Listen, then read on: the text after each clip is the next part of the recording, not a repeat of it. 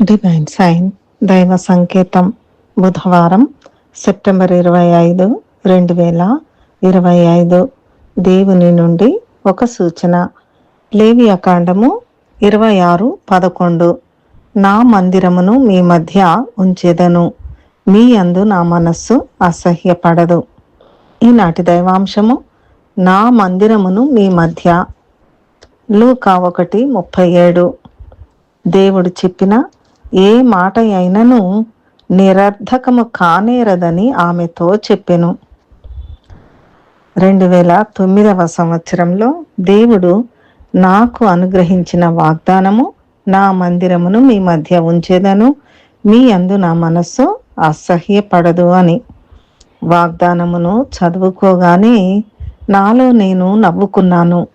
నా మందిరమును మీ మధ్య ఉంచేదను ఏమిటి? ఇటువంటి వాక్యాలను వాగ్దానములలో ఎందుకు పెట్టినారు?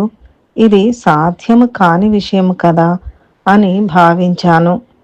అయితే లూకా 1:37 ప్రకారం గబ్రియేలు దూత మరియతో మాట్లాడినప్పుడు ఎలిజబెతు గొడ్రాలైనను ఆమె గర్భము ధరించినది, ఆమెకు ఇది 6వ మాసము అని తెలియజేస్తూ దేవుడు చెప్పిన ఏ మాట అయినను నిరర్ధకము కానేరదని ఆమెతో చెప్పెను.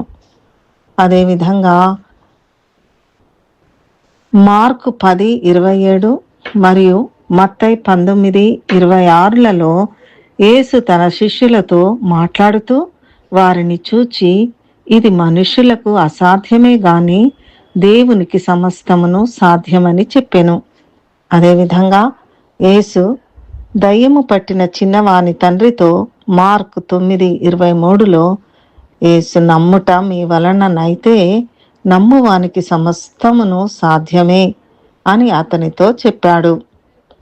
దేవుడు నా జీవితంలో ఇట్టి వాగ్దాన వాక్యాల చేత నన్ను బలపరిచి మా మధ్య తన మందిరము నుంచినందుకు, తన వాగ్దానాలను ఈ విధముగా నెరవేర్చినందుకు నా దేవునికి కృతజ్ఞతాస్తుతులు చెల్లించుచున్నాను.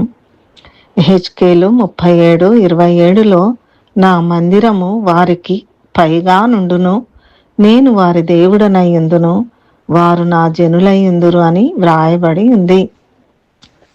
ఈ సందర్భముగా దేవుడు మనతో మాట్లాడుచున్న దైవాంశము ప్రకటన 21:3.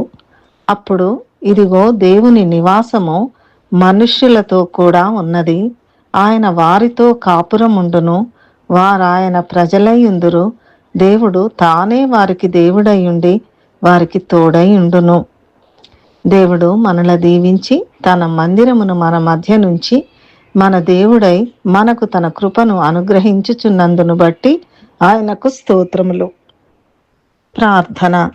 మా ప్రియ పరలోక తండ్రి, నీ మందిరమును మా మధ్య నుంచినందుకు నీకు మా వందనములు. మా యందు నీ మనస్సు అసహ్యపడకుండా నీ కృపలో మమ్మను భద్రపరిచి మాకు తోడై ఉండుము.